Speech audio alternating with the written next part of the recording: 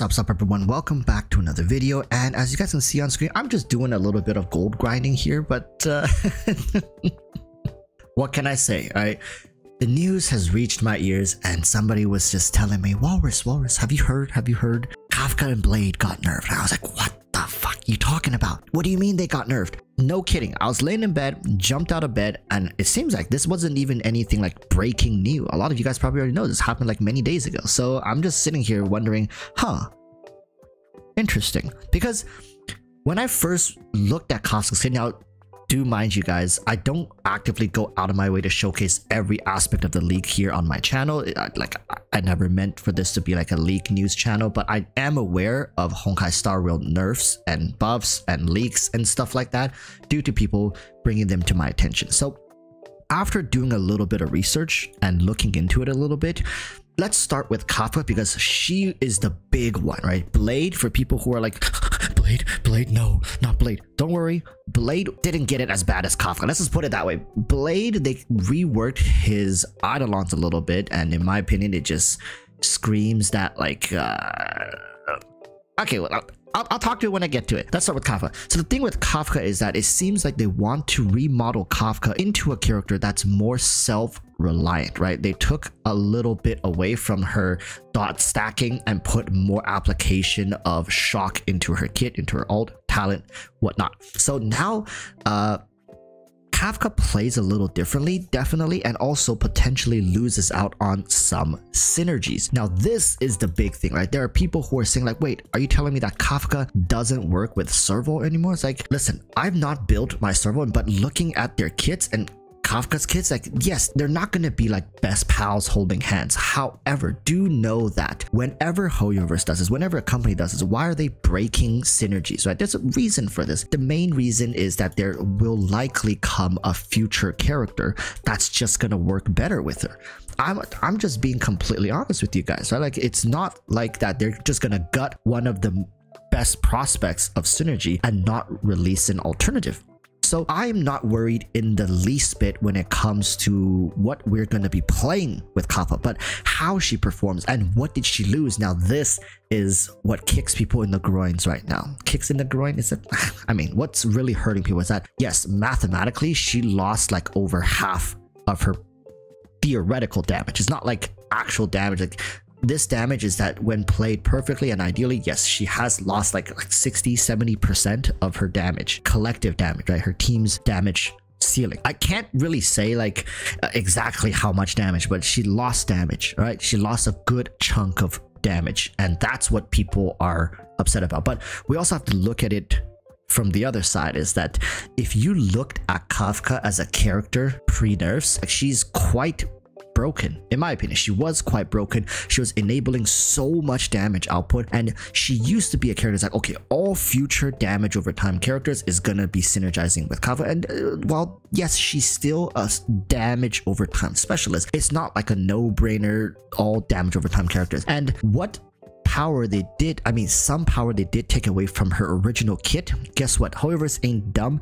They put it into her Eidolons. Yes, if you want to experience what it was like to play her pre-nerfs, and get this, even if you get to E2, you will not be able to experience the Kafka that we are aware of pre-nerfs. It's just that a lot of the pre-nerf stuff that was really beneficial to her kit and now slides right into her E2, right? So that being said, I know a lot of people are like starting to grind their pitchforks like, oh, Hoyoverse, like, you're gonna do this to my mommy? Like, but relax, come on guys. What she was before was overtuned, and in my opinion, this is what I was saying in the beginning of the video, but I stopped myself.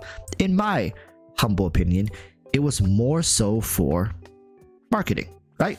What do I mean by that? I mean that it's much better to have these beta characters or characters in testing to look like phenomenal, amazing, spectacular, get people super excited, right? And just showcase what they're truly capable of. In my opinion, a lot of the times when they showcase these characters in beta, in testing, it was never meant to be the final product. So I'm just trying to calm some people down, thinking like Hoyoverse is like ruining the character.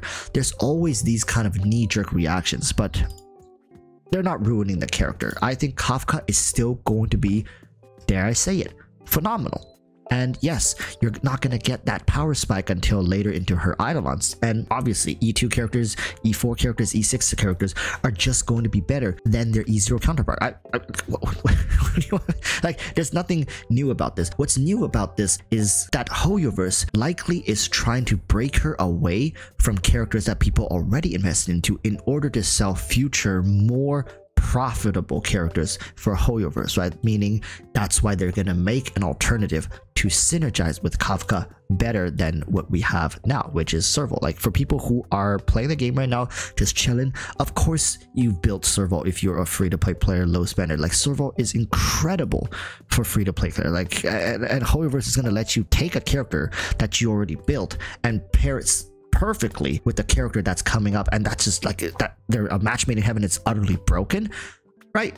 Of course not. Release a character, sell future prospects to synergize with that character, make double the money. Well, not double, depending on if it's a 4-star or 5-star, but just make extra money. So, and of course retune her kid, make him more suitable for play, roll out like that. So I don't think Kafka is going to lose too many sales because of this. Yes, I think overall she is going to be less profitable for Hoyoverse, mainly because that there are people who were invested into the Dot team lineup and stuff. Like, and of course with the changes to Blade, it just completely ruins the momentum for people who are going Luocha, Blade, Kafka, right? Just like Seele, Silverwolf, there's a combo to these characters and the timing they are being released in. Whilst the Seele hype train hasn't really died off yet, a lot of the people have now looked to the future. They're planning for their accounts, right? People who pulled Seele, skipped Jingyuan, pulled Silverwolf, now looking towards Fu Xuan. They are skipping a lot of these characters regardless, because unless you're a whale, big spender, you don't have the money and resources to pull Seele, pull Silverwolf, build them up, pull Luocha, build them up, and then pull Blade and Kafka, build all of them up. And you have like Serval and Arlon, and you have Sampo all invested into, plus you have like Bronya. It's not possible right now. And even if it were possible, nobody wants to spread themselves that thin. I myself have dropped a cool like $1,500, $2,000 here and there on Honkai Star. It's not a lot of money for a whale, which I am not, but it's not like no money. So from this perspective, even I have chosen to skip Blade and Kafka, and this was before they got the nerfs, because I just don't have the energy to invest into that many teams, right? For people who are wondering, look, my teams right now, I have Jingyuan, Seele invested into. I also have a Clara I'm working on. These are the 3 variants I'm pulling for Luocha simply to close out the element requirement to flex Silverwolf. That's a whole different topic of discussion. The fact that Kafka is getting nerfed in Blade should only be important for people who are investing into them to flesh out a different playstyle as opposed to element. Like, you can develop your account into so many different teams. Now Kafka, with the nerf hammer, her light cone was also nerfed. So on top of this, her overall performance at E0 is weaker. However, at the same time, with the weapon nerf, free-to-plays have a better option, maybe to go with the current free-to-play alternative, right? There's a lot more to be said about a character's nerf as just Hoyoverse ruined it or they're money hungry. I sincerely believe that Hoyoverse has made Honkai Star Rail more free-to-play friendly than most companies are willing to make their gacha games be. That's like, I think that's an objective truth. If you guys played any other gacha games, now Hoyoverse isn't the most generous, but like for sure the way they designed their 4 stars, their 5 stars, even the Silverwolf with her free-to-play weapon, you can get it to S5 completely for free just playing the game, and how well it pairs up with her comparative to her signature weapon. Some were even saying like, oh, is it like just as good, if not better in some scenarios, right? So these kind of situations happens all the time in Hoyoverse titles, and I don't think I need to be the one to tell you guys that the free-to-plays are eating quite well in this game. So with regards to the Kafka situation and the nerfs, yes, she is more of a self-serving character now. She herself should be more of the focus as opposed to, oh, should I pair her with this or should I fully construct a team around one aspect of her kit. Also, for people who want to chase Eidolons, who want to like push her up, there's a really nice Eidolon now sitting for you at E2. Now, yes, back then you get all this and more at her base, and then you can still scale her up. So I'm not saying that the nerf doesn't matter. Of course it matters. What I'm just saying is a lot of the power and performance can still be achieved for people who want it. If you enjoy that playstyle, even if it takes you a year or 2 years, if you truly love the character, as a lot of you guys claim, like, oh, I'm just pulling for the character, I don't give a damn about their kit. Like, Kafka can like heal the enemies and I would still pull for her. So if that were true, right, like, you could make a case for the fact that Hoyoverse also knows that that is true. So it's just, they are making sure that for the people who are a diehard fan for this character, there is a future for her. It's just currently unobtainable for most people in the short term. Now, moving on to Blade. In my opinion, from what I've seen with Blade, he was never really an outstanding character to begin with. And this is me saying wholeheartedly after looking at what he does and also evaluating him, comparing his damage. Is like the man didn't really impress me, to be honest with you. And yes, a large part of the reason why I decided not to pull him was because he just felt like he was already just an average character. Now, a lot of people think he's very cool. Now, I get that, right? I get that.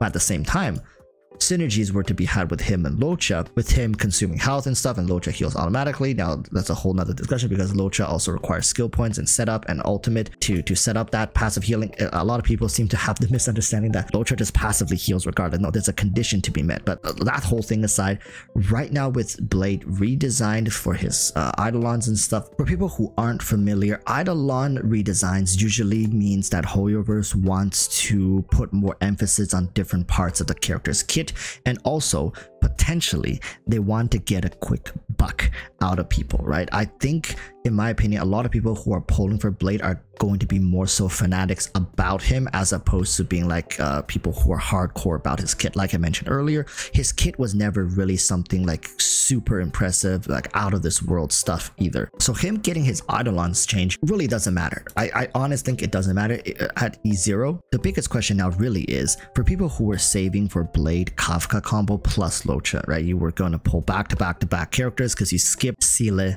Jingyuan, and Silverwolf. How are they going to react? How are they going to feel with their characters and prospects tampered with, their expectations toyed with? And with Seele still being so damn broken, I think pre-nerf Kafka could rival Seele to a certain degree. But now with the post-nerfs Kafka, and a lot of her power moved towards her E2, with Blade's Eidolons reworked. On top of that, both his cleave and burst also got nerfed. It's just like, how are people gonna feel? I'm actually making this video, but more so for the curiosity of how people are gonna respond down in the comments below. I think I'm just gonna make a prediction. There's gonna be a mixture of comments. There's gonna be people like, I don't care, never really looked at their kids, I'm pulling for them regardless. And there's gonna be people like, yeah, unfortunately, I'm really disappointed, didn't think they were gonna do this, and so for that reason I'm out, right? I'm just gonna skip. I'm gonna look for better prospects. I don't need to be invested into these characters. I'm not gonna die on this hill, and I'm gonna move on. And maybe there's gonna be some knee-jerk reaction comments being like, I can't understand this, why would Hoyoverse do this? So hopefully I provided enough coverage to help you guys understand roughly what's happening for